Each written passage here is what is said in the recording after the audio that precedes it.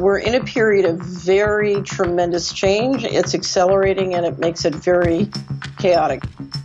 There is a potential dramatic shift of financial power coming, and it's going to be based around crypto and stable coins and CBDCs. And we all know which countries are building them and which ones aren't.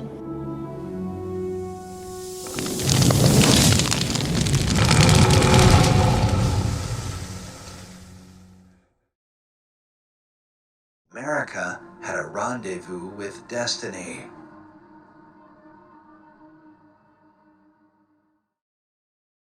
President Clinton, President Bush, President Obama, President Biden, Vice President Harris, and my fellow citizens. The golden age of America begins right now. We stand at the brink of what we call here the intelligent age. Begin immediately. Stargate will be building the physical and virtual infrastructure to power the next generation of advancements in AI. AI holds incredible promise for all of us. Sam Altman, the CEO of OpenAI, thinks that we need to change our social contract to deal with artificial intelligence. Over a long period of time, I still expect that there will be some change required to the social contract, given how powerful we expect this technology to be. And it's not just artificial intelligence, it's also quantum computing, crypto, and so on. We are facing a fourth technological revolution, which comes at a much faster speed compared to the previous revolutions. Will be called once in a 100-year time transition. So it's a huge change. When I say the world has to work together, I think we all underestimate the impact of the fourth industrial revolution. This will be the big challenge of humankind in the coming years. The transition from the industrial to the intelligent age is occurring at an exponential pace. There will be fewer and fewer jobs that a robot cannot do better. I think ultimately we will have to have some kind of universal basic income. I don't think we're going to have a choice. You have to be in a constant learning mode. It has become clear that the status quo dollar system has become an acute national security threat to the United States. We're at the end of this financial system. A year ago, I had to explain even to a banker what fintech is. And today, I mean, everybody, every bank which wants to survive has to look into it. The banking business, for the most part, has stayed away from crypto. Given President Trump's full-throated support for crypto, do you imagine Bank of America is going to be full on in the crypto business if we have this conversation 12 months, 24 months from now? If it becomes regulatory okay, which it wasn't before, and that's one of the issues, you'll see the banking system enter with, we have hundreds of patents on blockchain already. We know how to enter the field. Well, the Biden administration has been waging a war on crypto, and I think an unlawful war. Courts have agreed with us on that. We just want a level playing field. We're very excited to do our part to fulfill the president's vision of making the U.S. a crypto and digital asset leader of the world. I feel like we really are on the cusp of a mass institutional adoption, both of DeFi and of other blockchain technologies. As we bring this new Trump cabinet to bear, getting those clear rules, which we've been asking for under the Biden administration for years, I think we're finally going to get that clarity, which will help the U.S. lead again. And I think, Trump talks about making America great again. I think he's going to make crypto great again in the United States. He certainly talks about it a lot. And Trump reportedly meeting privately with the CEO of Coinbase, Brian Armstrong, on Monday to discuss key appointments for the second Trump administration. We believe the next step going forward will be the tokenization of financial assets. And that means every stock, every bond will have its own, basically, CUSIP. It'll be on one general ledger. We would have instantaneous settlement. Think about all the costs of settling bonds and stock. But if you had a tokenization, everything would be immediate. There's been tremendous tension over the last 10 years about the dollar reserves currency system. What underpins a world order is always the financial system. Hope Sarah's sitting down because he is calling for the creation of a new virtual currency that could ease the reliance of the world on the U.S. dollar, which he says creates some of the problems that we have today. The petrodollar is essentially at the end of its lifespan. They voted on a plan called the Going Direct Reset. Tell us how Ripple fits into this whole crypto framework that we're actually understanding better and better recently. Now you can change the reserve currency, but you can also de-link the reserve currency from the United States political infrastructure, globalize it. You're about to launch a stablecoin, is that right? We are indeed. Ripple announced not too long ago, we're announcing something called RLUSD or Ripple USD. As far as the currency devaluations, I've been complaining about that for a long time. And I believe that we will all eventually, and probably very much sooner than a lot of people understand or think, we will be all at a level playing field, because that's the only way it's fair.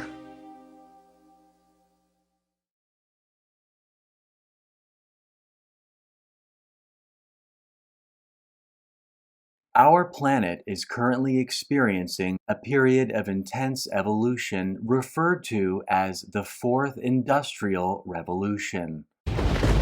This is causing a global reset of our economies, industries, technologies, and societies as a whole. At the height of the global pandemic in June of 2020, the World Economic Forum's founder, Professor Klaus Schwab, made a declaration that the world was in need of what he called a Great Reset. I just see the need for such a dialogue, and I see the need for action. I see the need for a Great Reset. This evolution is seemingly occurring in slow motion. But comparatively, from a historical standpoint, it's actually progressing quite rapidly. Whether citizens are prepared for it or not, this reset will shape the world that we all live in. In Q1 of 2025, we face a major question. Will President Donald Trump carry out America First objectives, or will he carry out the Great Reset, or will he deliver a combination of both? The plan or initiative was framed as a response to the economic and social decline triggered by the pandemic.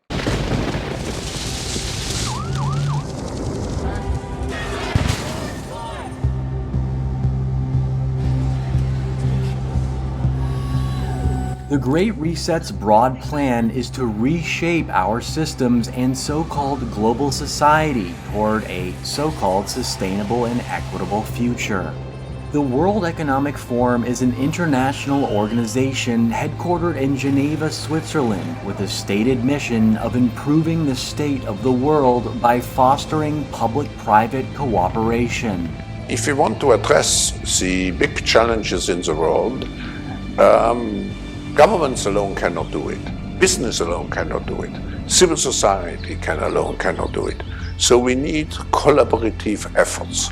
I perceive the forum as an organization which has to prepare the world for the future.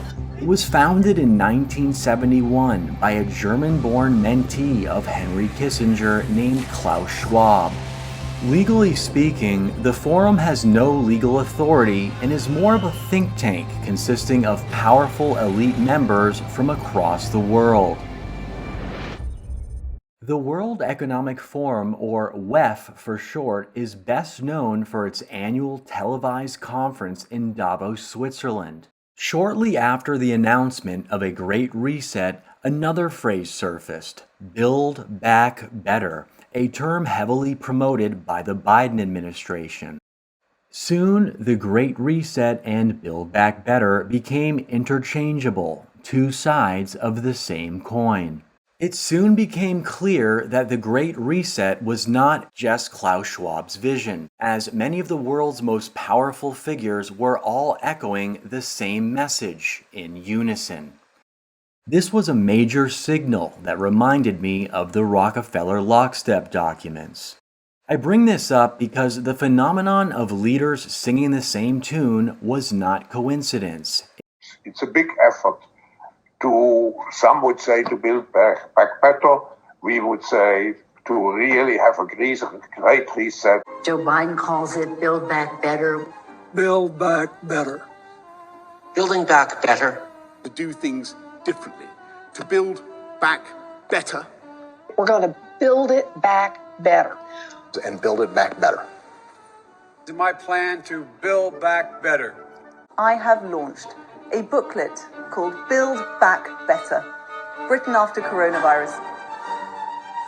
It's about building this country back better. Growing conspiracy following it. It is called the Great Reset. An unprecedented opportunity to rethink and reset the ways in which we live. The great opportunity for reset. Build back better. Building back better our economy. Build back better. All elements of the Great Reset are fundamental to building the future we need. This pandemic has provided an opportunity for a reset.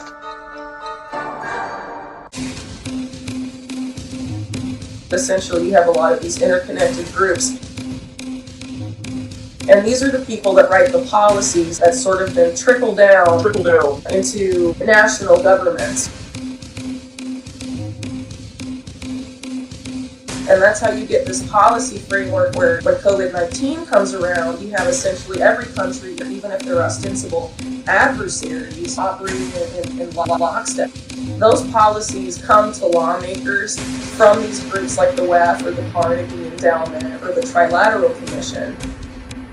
The core principles of the Great Reset, economic restructuring, digital transformation, and sustainable development did not emerge overnight. These ideas had been circulating for years in elite circles. Klaus Schwab himself had been introducing this shift since 2016 when he published his article simply titled The Fourth Industrial Revolution, and later expanded on these ideas in his book of the same title.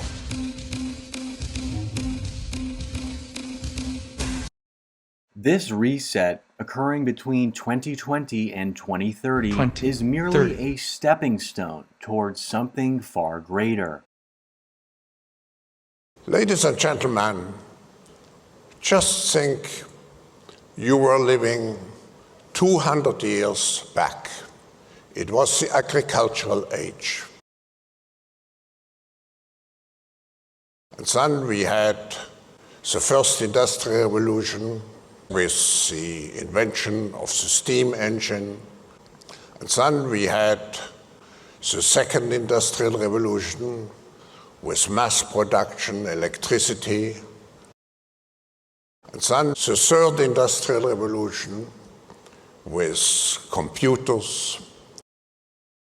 And then the fourth industrial revolution. And now it's much more than just an industrial revolution. Similar to the transition from the agricultural age to the industrial age, we are now moving from the industrial age to the intelligent age.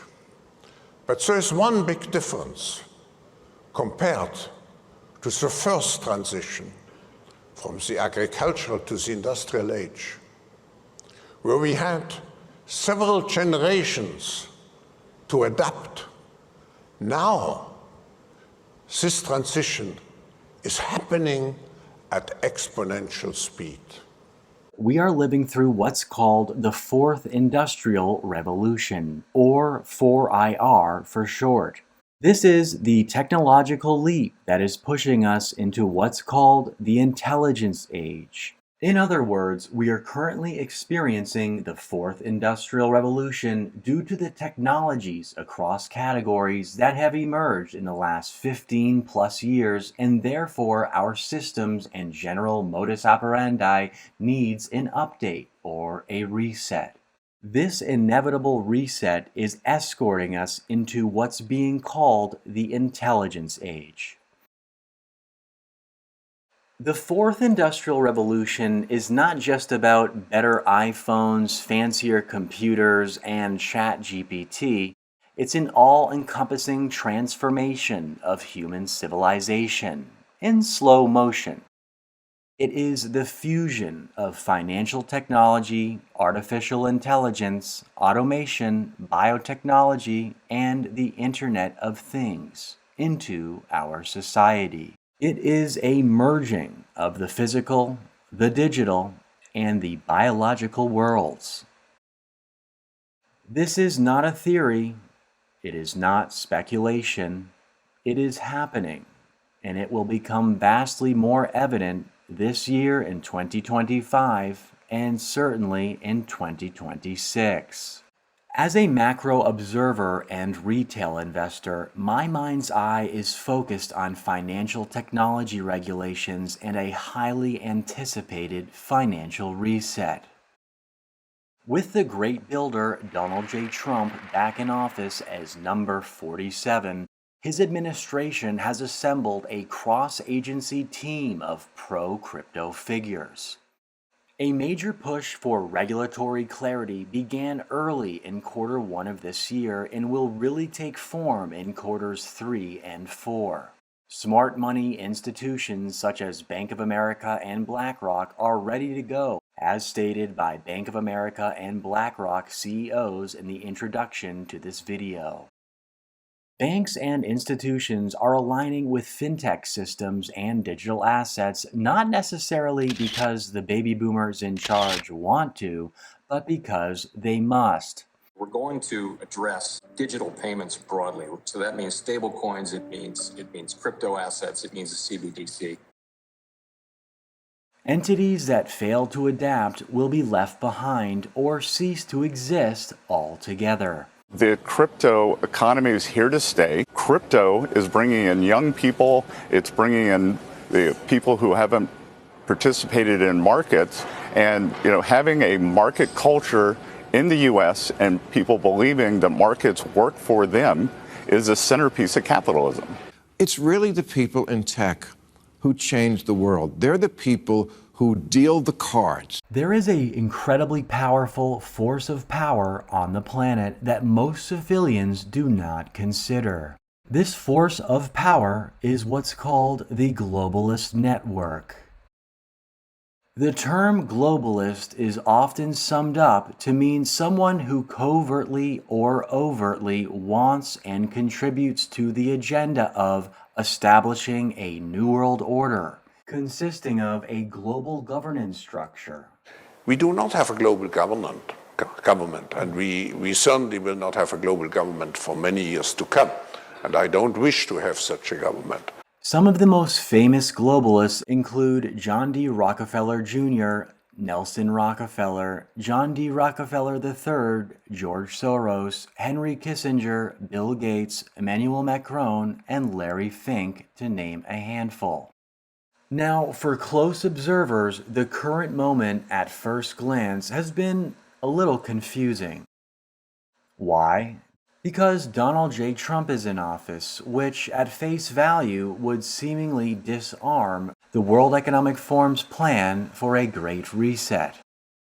Donald J. Trump is a nationalist and has been vocally opposed to globalist power, the United Nations, and the World Health Organization's influence, and certainly the idea of global governance. America will always choose independence and cooperation over global governance, control, and domination.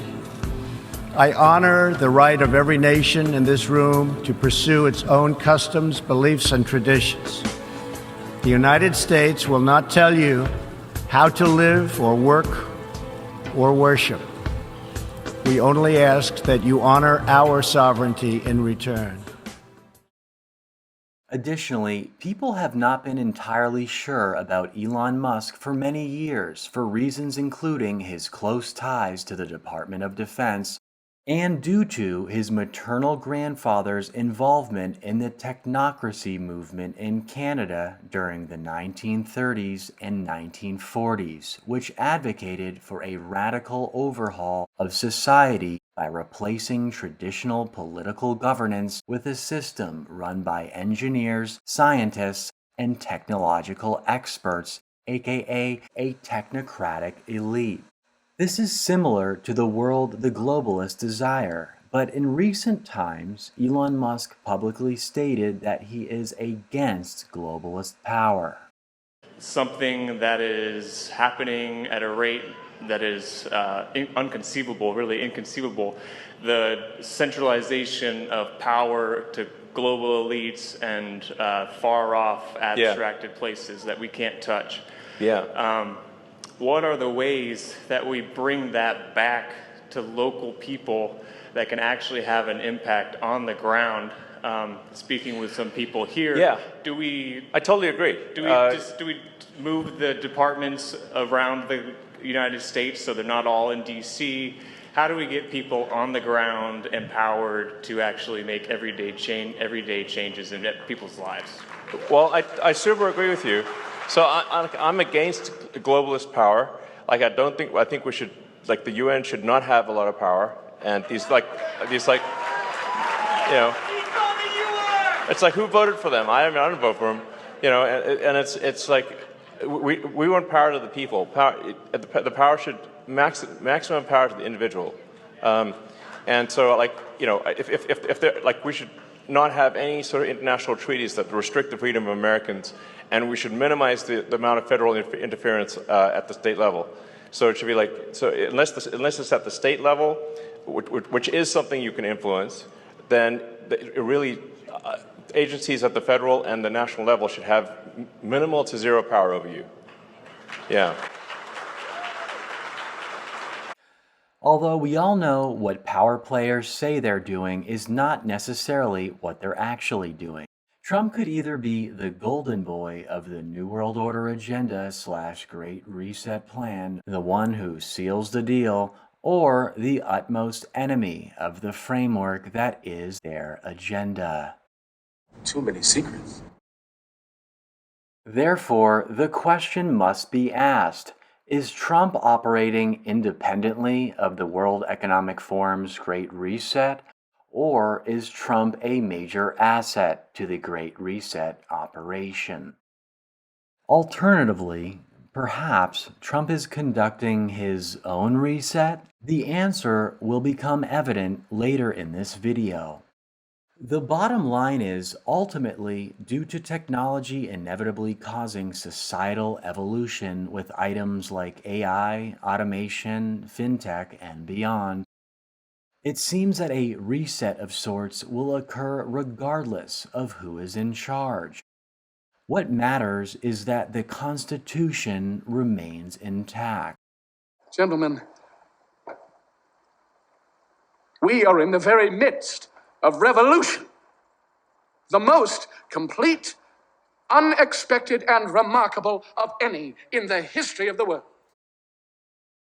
It's important to note that in recent years, the World Health Organization, an ally to the World Economic Forum, was taking legal action to gain powers that would position their abilities to supersede the U.S. Constitution during global crises, such as pandemics. In other words, if a pandemic occurred, they would take the reins. His first day in office, President Donald J. Trump began the process of exiting from all things related to WHO membership, which includes cutting funding. A new edition, if you will, of capitalism is a major component of Klaus Schwab's Great Reset agenda. You can read all about Klaus Schwab's concept of stakeholder capitalism, which is basically the idea that businesses truly prioritize the interests of all their stakeholders, not just shareholders or the company's investors, but also employees, customers, suppliers, communities, and the environment, while still aiming to generate a profit. It contrasts with traditional shareholder capitalism, which focuses primarily on maximizing value for shareholders, often measured through stock prices or dividends. Beyond that concept, financial technology can provide an entirely new and vastly more dynamic landscape when it comes to all things money. What I like to talk about is really kind of this intersection between government and innovation. Certainly coming from the Bay Area, born and raised in Silicon Valley, I've seen a lot of change over time. And what I love is the conversation is really starting to happen in a constructive way where I think we as a region, we as a country, and perhaps we as a globe could really think about the future of fintech and who the stakeholders are and how we can make this effective for everyone.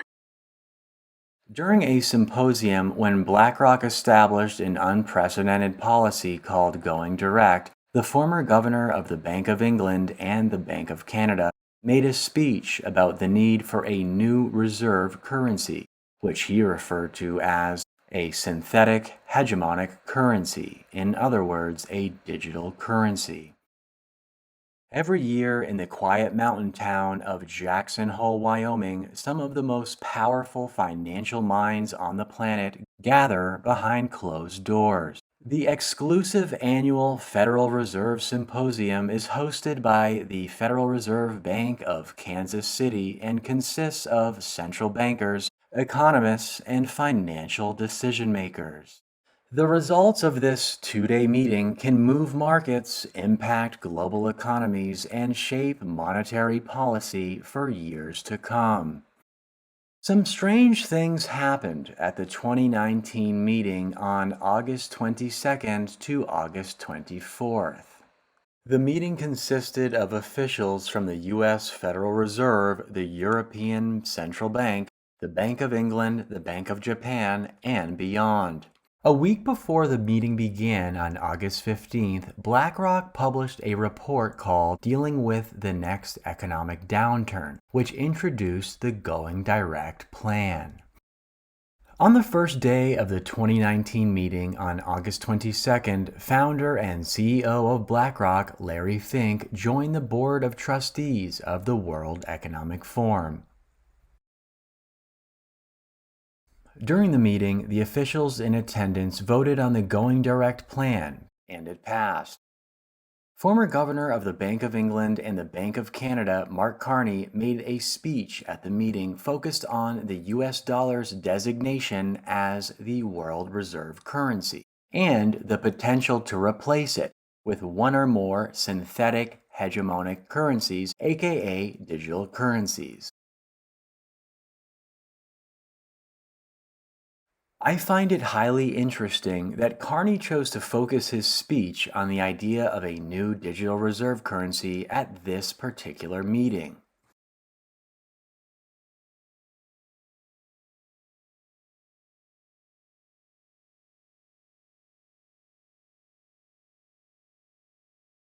The Going Direct Reset was a plan put together by a group of retired central bankers working through the BlackRock Investment Institute.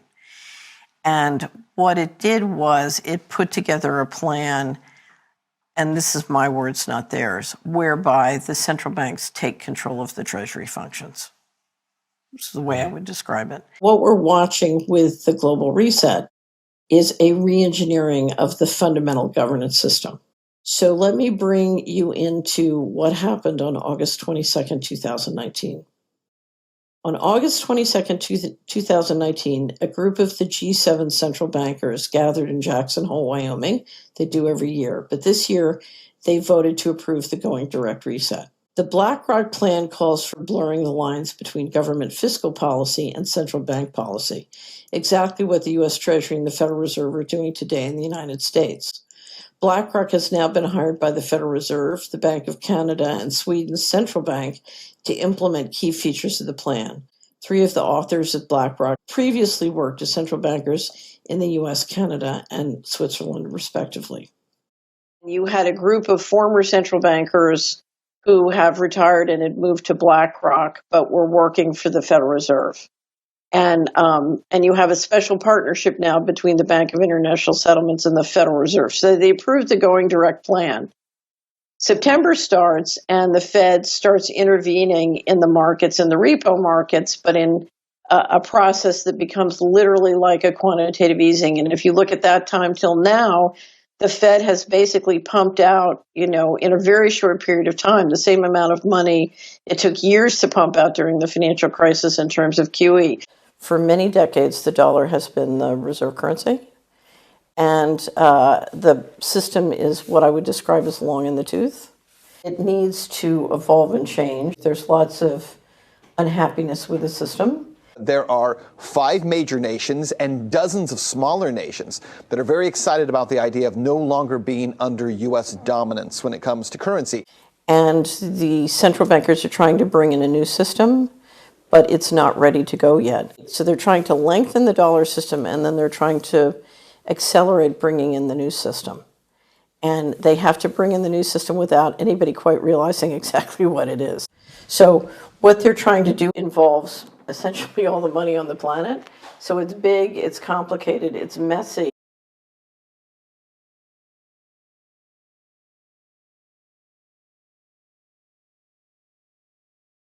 Following the 2019 Jackson Hole Symposium on August 24th, the G7 conference took place in Biarritz, France.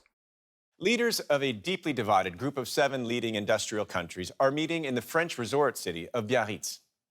President Donald Trump is out of step with the rest. Efforts to reach consensus look set to founder over thorny issues including global trade, climate change, and taxing the big technology companies. Divisions are so deep that for the first time in more than 40 years, there's to be no joint communique at the end of the G7 summit. I find it very interesting how, at the end of the 2019 G7 conference, it didn't include a customary joint communique at the end of the meeting. The mainstream media claims it didn't occur due to tension between leaders and nations, which is very possible. But I dare to add that it could have also been due to a desire not to bring attention to the Going Direct plan. The Going Direct plan, as outlined in BlackRock's report dealing with the next economic downturn, played a pivotal role in shaping the Federal Reserve's and many other central banks' responses to the COVID-19 crisis in 2020. It did so by fundamentally redefining the relationship between central banks and governments. The plan transformed central bank money creation into a direct instrument of fiscal policy. When the crisis struck, central banks around the world moved in near lockstep, implementing variations of Going Direct style monetary fiscal coordination. This was an unprecedented level of synchronization across the world. Nothing brings the world together like the need for nations to combat a mutual crisis. Going Direct argues that central banks, having slashed interest rates to historic lows or even negative territory, were running out of room to stimulate economies. The concept of Going Direct emerged as a radical rethink of how monetary and fiscal policies could fuse to tackle future crises. At its core, Going Direct envisions a world where central banks bypass conventional tools like tweaking interest rates or buying bonds, and instead channeling money straight into the hands of governments, businesses, and even households. The report frames this as a response to a stark reality. With policy rates near or below zero in places like Europe and Japan, and only modestly higher in the US, the old playbook of rate cuts and quantitative easing is losing its punch. Going Direct marked one of the most radical shifts in economic policy in modern history, and when utilized, contributed to inflationary pressures, financial market distortions, and an increased centralization of economic power. It's worth mentioning that 4 years after Going Direct was approved, BlackRock's 2023 Global Outlook report contained striking language stating that a new regime is forming and not going away in our view, alongside references to a New World Order. These phrases raise compelling questions about the long-term trajectory of global economic governance and the evolving role of central banks in shaping financial, political, and geopolitical landscapes. Before I cover Mark Carney's 2019 speech at Jackson Hole about a synthetic hegemonic currency, let's briefly discuss what a reserve currency is and why it matters. The global reserve currency serves as the backbone of global finance, ensuring stability and liquidity in international markets. It's essentially the world's primary currency for trade and financial transactions. As history shows, financial systems evolve due to major global events, with wars being the leading driver of change. The lifespan of a reserve currency is typically 80 to 110 years. The US dollar began to emerge as the dominant global reserve currency in the 1920s, particularly after World War I. After World War II in 1944, 44 nations met at the Bretton Woods Conference and formally established the US dollar as the global reserve currency. Countries chose to peg their currencies to the dollar, which was then backed by gold. They also created the International Monetary Fund.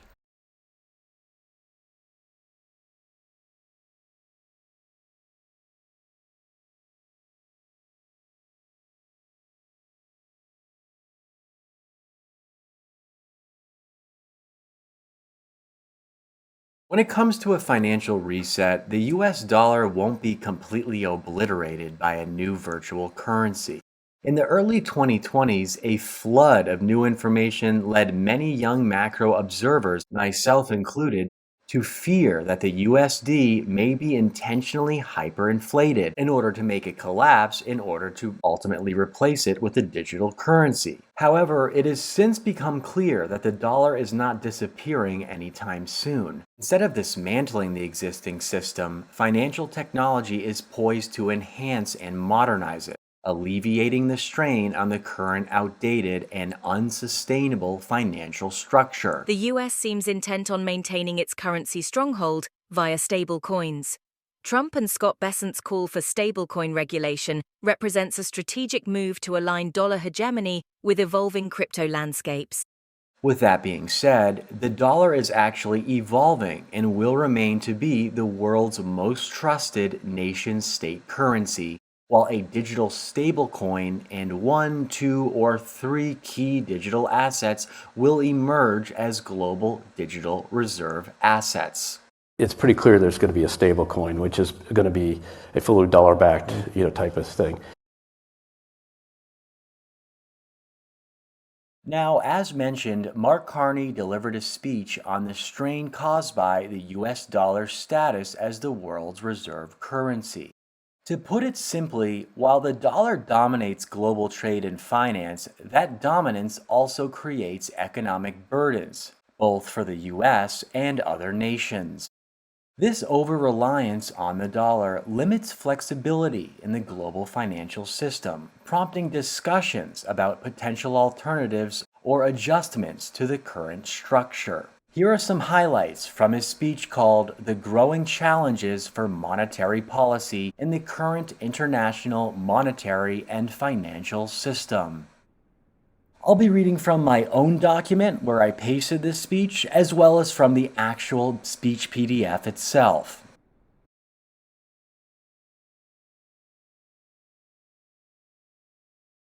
When Ben Bernanke was retiring from the Fed, his closing remarks to central bank governors at the Bank for International Settlements set us the task of sorting out the deep flaws in the international monetary and financial system.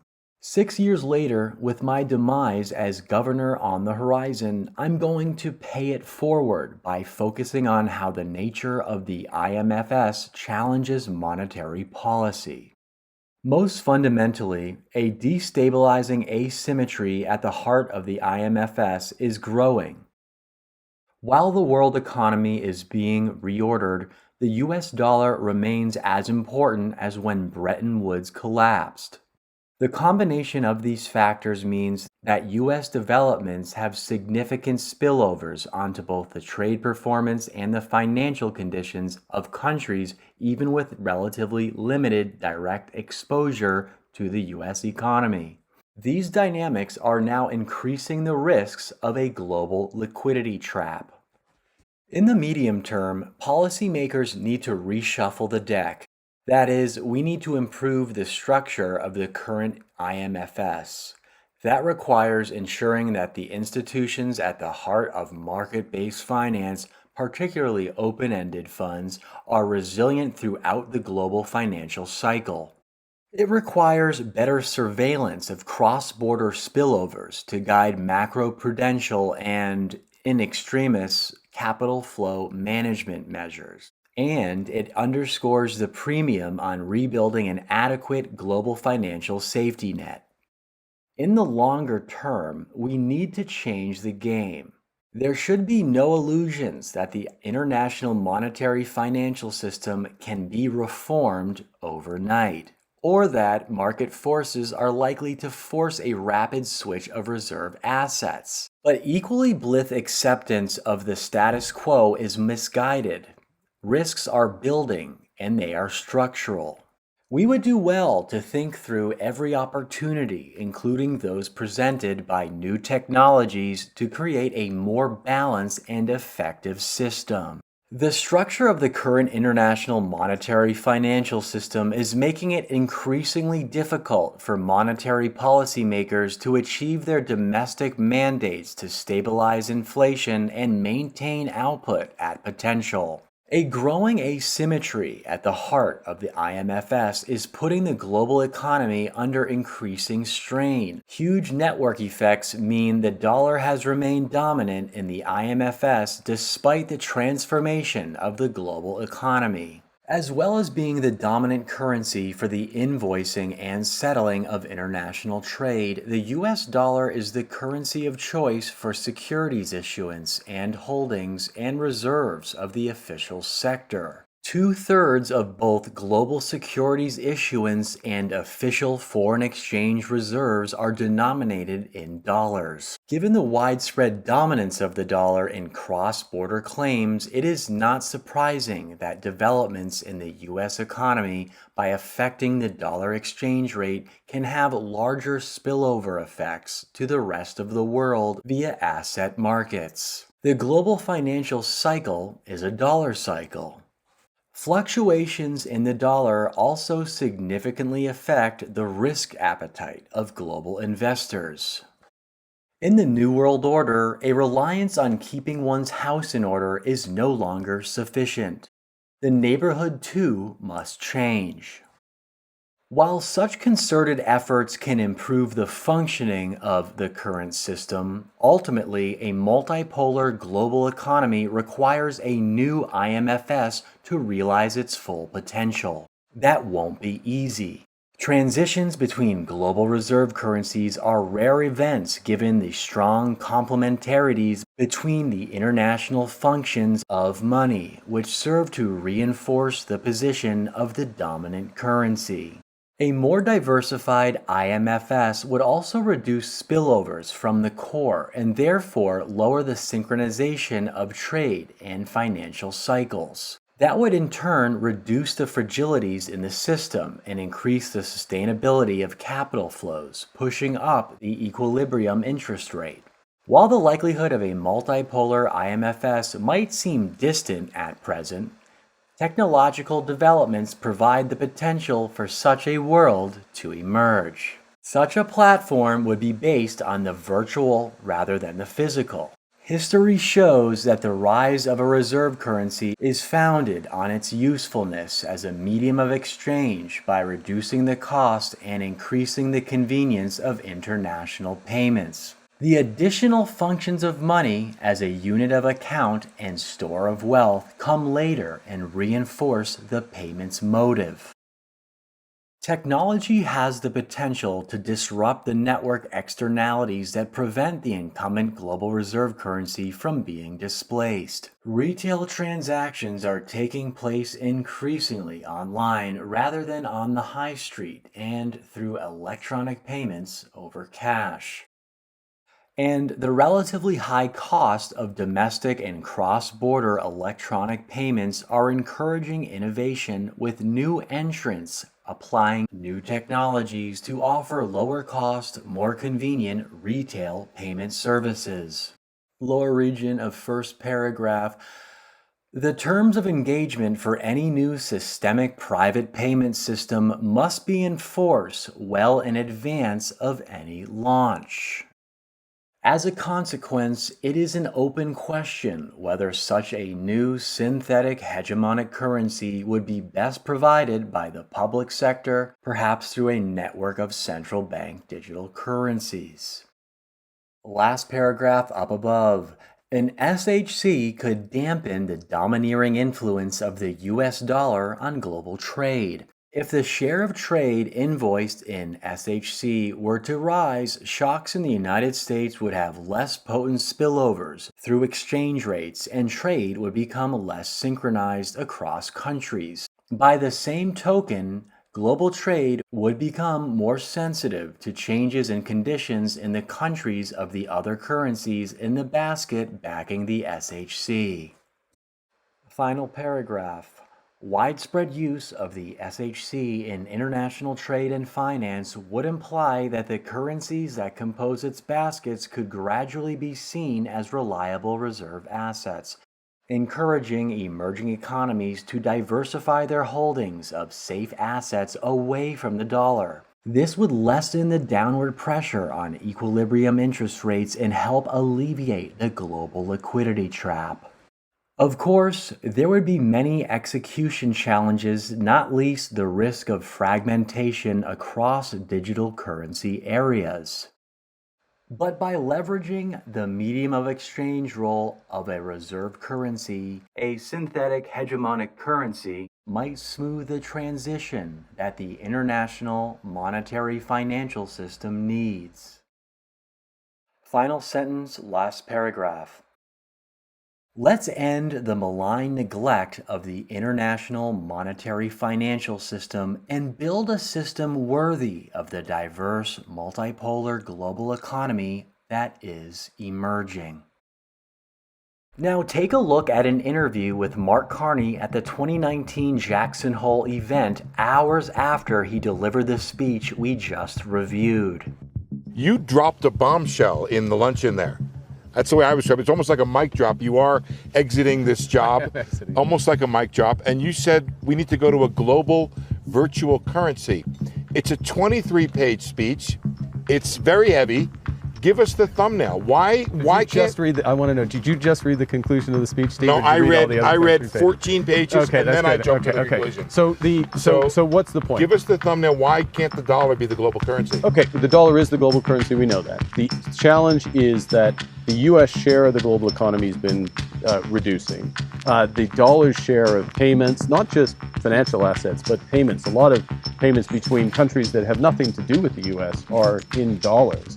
And what happens in situations like we're in today, where the U.S. economy, to its credit, is relatively strong, is doing better, and the Fed has been doing the right thing, which is, they've adjusted policy, they tightened policy as it was strengthening. Now they're making, the Fed is doing the right thing, but they have adjusted and policy is relatively strong. That means rest of world policy is tighter than it needs to be, and that feeds back on the U.S. economy in a way. That ultimately slows this economy. And it leads to a substandard outcome. And in a world where you only have limited policy space, it's a dangerous place to be. And so the trade issues we're talking about are reinforced by the structure of the monetary system. Now, I mean, you've asked a big question, so just give me a second to, but now the issue is, you don't just jump to something new overnight. And what we want in a multipolar world, I think we'd agree that we've got European engine, we've got the Chinese engine, we've got the US engine of this economy. Multipolar world, you need a multipolar currency.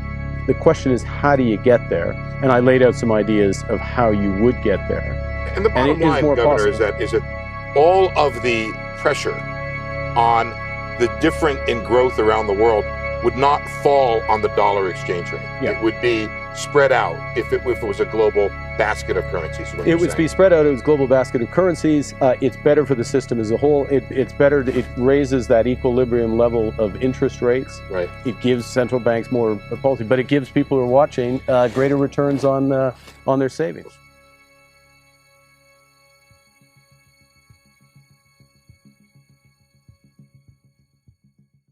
The US government was well aware long before Bitcoin's emergence that internet-based money would eventually become a reality. After all, the US military played a crucial role in the creation of the internet itself. Given this, it was never an option for the United States to allow another nation to dominate the world of digital finance.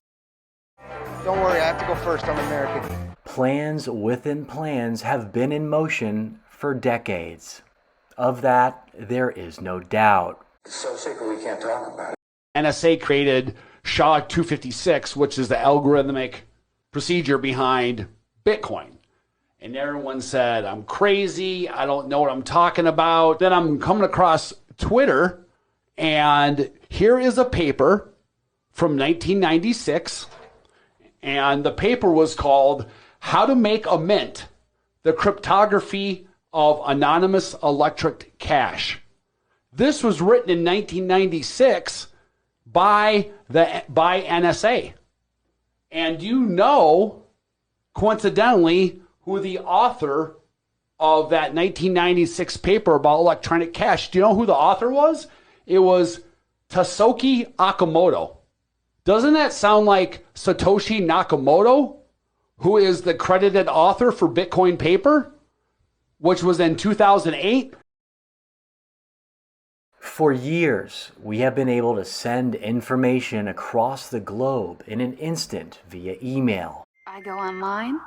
Welcome. And my breath catches in my chest until I hear 3 little words. You got mail. Yet, transferring monetary value online in real time has remained dependent on Nostro-Vostro accounts strategically placed worldwide. This inefficiency has long been a key issue in the global financial system. The Trump administration made it clear that the United States does not merely seek to participate in the crypto revolution, it intends to lead it. President Trump says that the U.S. will move forward with what he calls a crypto strategic reserve. The goal is to ensure that American companies drive the most significant innovations and oversee the most valuable digital assets in the space.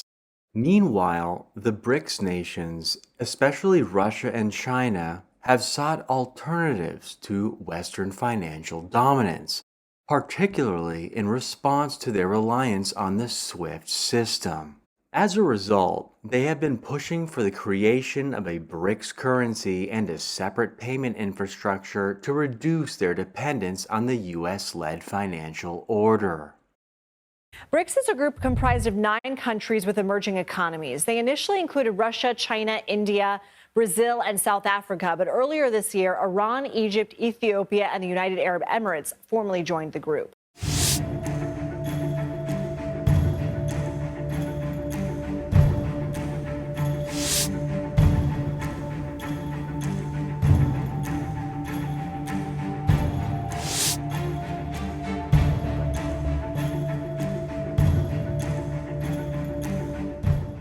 BRICS Pay, touted as an alternative to the US dollar, has the potential to revolutionize global finance by allowing BRICS nations to make cross-border payments more efficiently using their own currencies.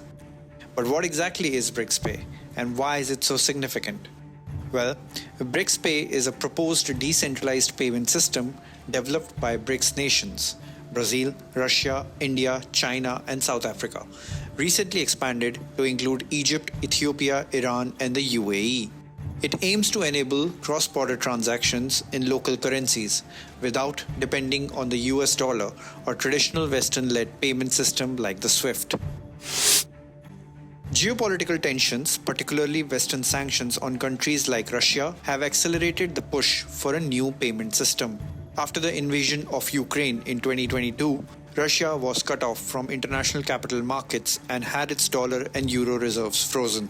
This financial isolation led Russia to call for an alternative to the current global financial system, dominated by institutions like the IMF and the World Bank, which they argue favor Western interests. BRICS Pay will use blockchain technology to validate transactions, ensuring security and transparency. It is designed to be faster, cheaper, and free from external interference. One of the key features of BRICS Pay is its ability to facilitate transactions in local currencies, including the Russian ruble and Indian rupee. US President Donald Trump has warned of BRICS member countries from replacing the US dollar as a reserve currency. Trump has reiterated his 100% tariffs threat that he had made weeks after winning the election. Trump said in a statement on Truth Social that his government needs commitment from BRICS nations that they will neither create any new currency nor support any other currency to replace the US dollar. There is no chance that the BRICS will replace the U.S. dollar in international trade, and any country that tries should wave goodbye to America. President Trump has drawn a clear line. Any nation attempting to establish a competing global reserve currency will face severe economic consequences, whether through exclusion from U.S. markets or the imposition of 100% tariffs.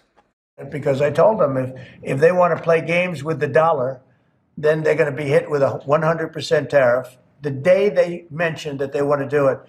And they will come back and say, we beg you not to do this. The message is unmistakable. The only country permitted to introduce a new global reserve currency alongside the dollar is the United States itself. A lot of things are happening, and they're happening fast. As previously mentioned, President Trump and his right-hand man Elon Musk seem to be conducting a reset of their own.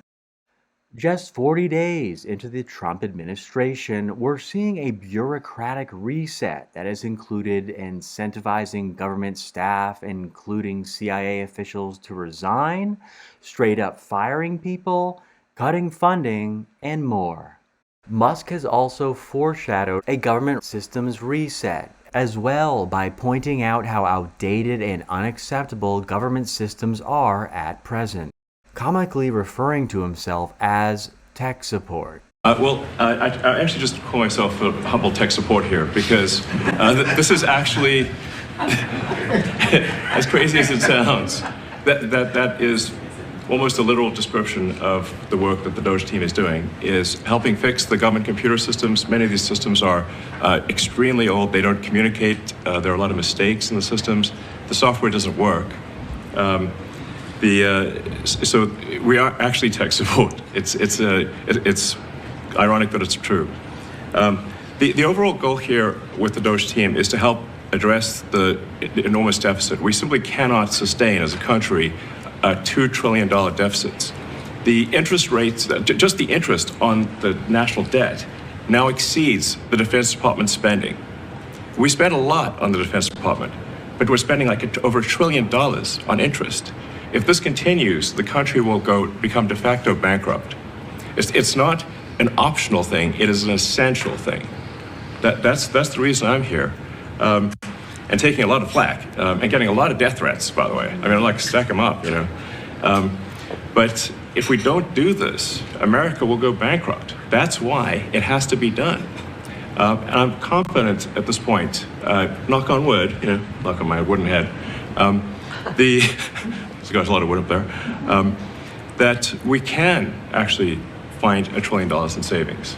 That would be roughly 15% of the $7 trillion budget. And obviously that can only be done with the support of everyone in this room. And I'd like to thank everyone for your support. Thank you very much. Simultaneously, talks and efforts towards cryptocurrency regulations are happening, and the SEC is dismissing one crypto case after another. Trump stated that he and Elon are going to conduct an audit of the Fort Knox gold reserve. The fabled Fort Knox to make sure the gold is there. Apparently, plane loads of gold are being flown into the USA from UK and Switzerland. Somebody here in the United States is buying a crap load of gold. We think, I hope, it's the Treasury or the central bank, the Fed. But somebody is taking huge physical deliveries, and it's causing shortages in London, where they buy and sell gold. There's shortages now of gold because somebody is buying it and shipping it here. Somebody with very deep pockets. We're at the end of the dollar. We're at the end of this financial system. The speculation is 1, that there's some gold missing, and 2, that the USA is going back on the gold standard. Considering the money printing in recent decades, and especially after COVID, the only way for the US dollar to go back on the gold standard would be to reset the gold price extremely high or introduce new financial technologies to complement the dollar that will be backed by gold.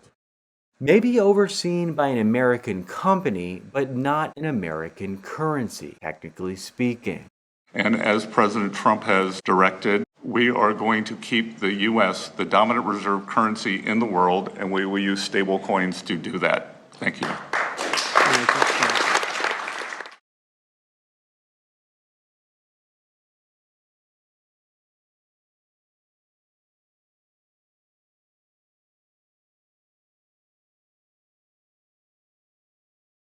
We were dependent on China in COVID. It was made crystal clear to Washington that the defense industrial base has been too hollowed out by this currency system whereby we export dollars and we export our factories and our workers, and China sends us stuff and we send them dollars, and then they reinvest those dollars in our financial markets. And that's fine. That has been how the world has worked for 50 years. And it's been great for Wall Street. It's been great for Washington. It's been great for China. It's not been great for the American middle and working class whose factories got offshore to China. And Washington was fine with that until all of a sudden they realized this process has gone so far, we cannot credibly fight a war without Chinese factories. And the Defense Department is saying, and they began saying it 10 years ago, no mas, we're done here. We need to start reshoring as a matter of national security. And the origin problem is the structure of this dollar system. And so we need to get out of the business of supplying China the dollars to buy up the world. And that means we need to change the currency system that's been in place for 50 years. Well, when you say these types of things, the instant response, the correct response is, well, okay, if the U.S. isn't going to run deficits, run up debt to supply the dollars to the world, who will? No one else will. The Chinese won't, and no one else can. And that is correct.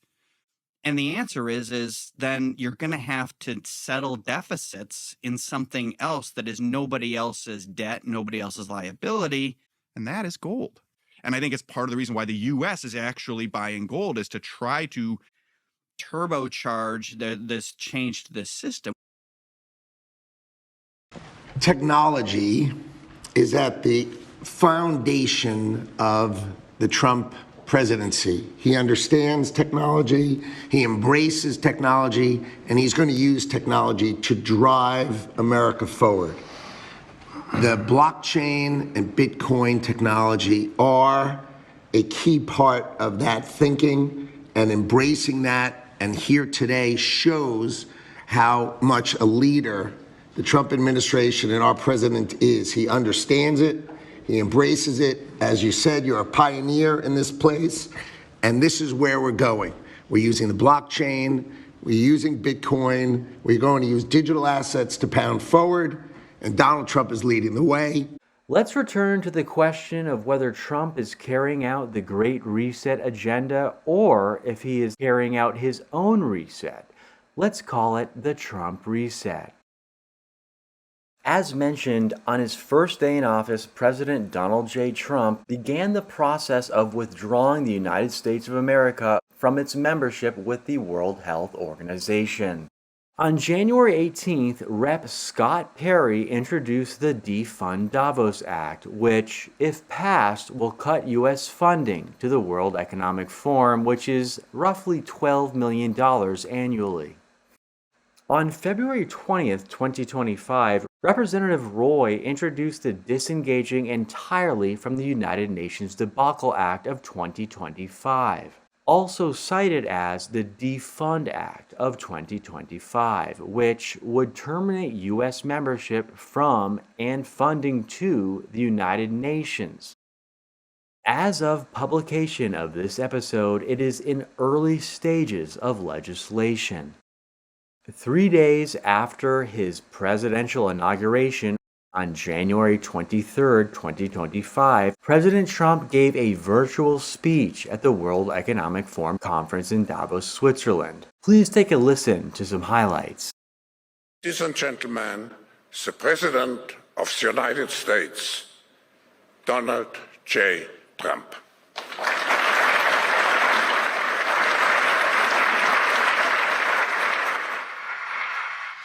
Well, thank you very much, Klaus, and hello to everyone in beautiful Davos. This has been a truly historic week in the United States.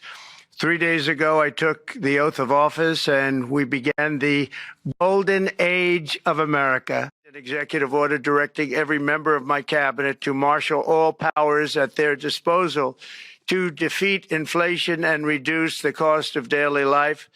I imposed a federal hiring freeze, a federal regulation freeze, a foreign aid freeze, and I created the new Department of Government Efficiency. I terminated the ridiculous and incredibly wasteful Green New Deal. I call it the Green New Scam. Withdrew from the one-sided Paris Climate Accord and ended the insane and costly electric vehicle mandate. We're going to let people buy the car they want to buy. National energy emergency to unlock the liquid gold under our feet and pave the way for rapid approvals of new energy infrastructure. The United States has the largest amount of oil and gas of any country on earth, and we're going to use it.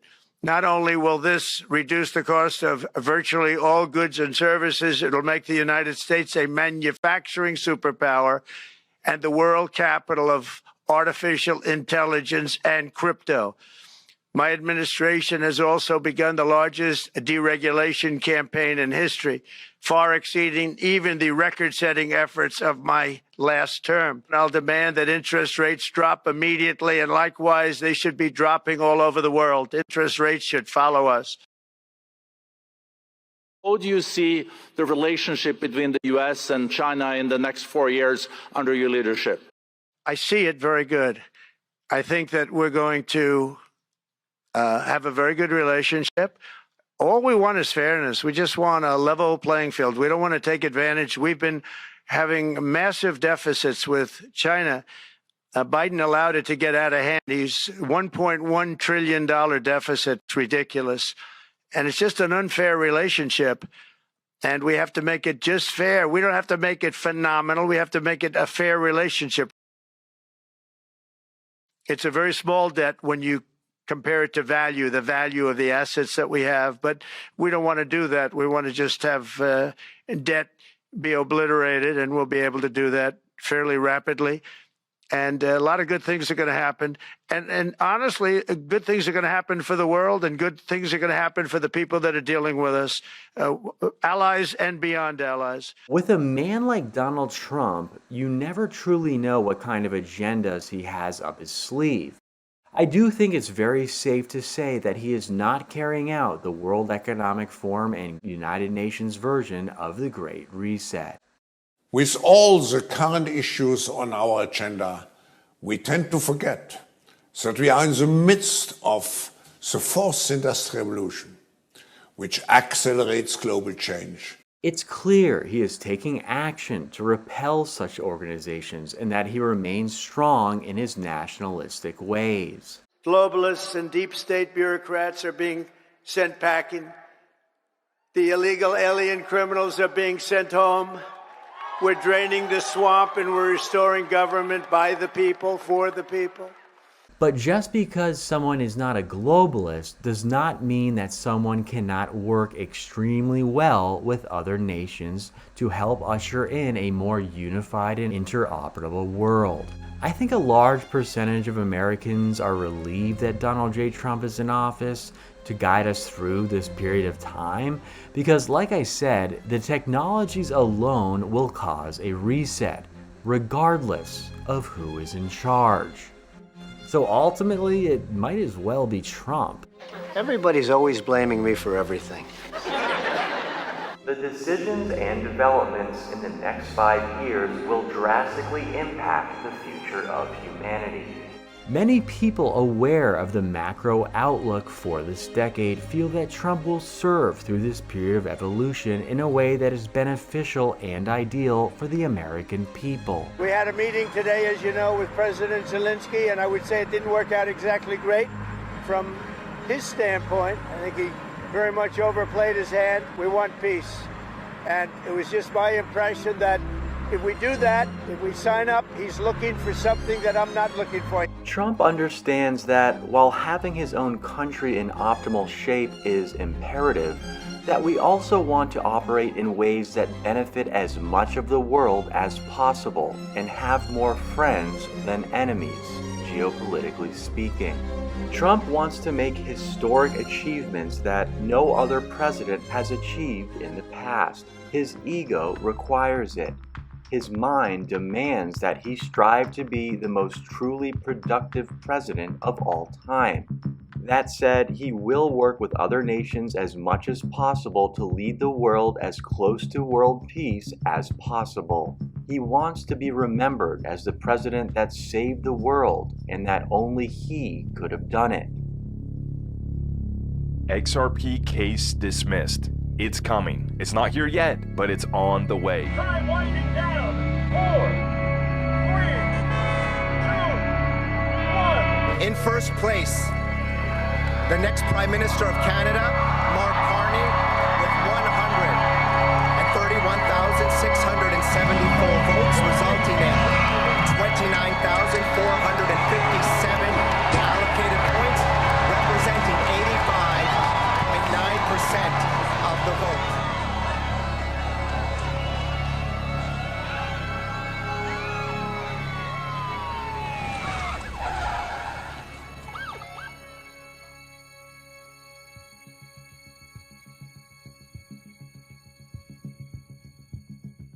I hope you enjoyed this episode of Great Reset Tales, a series that will continue past 2030.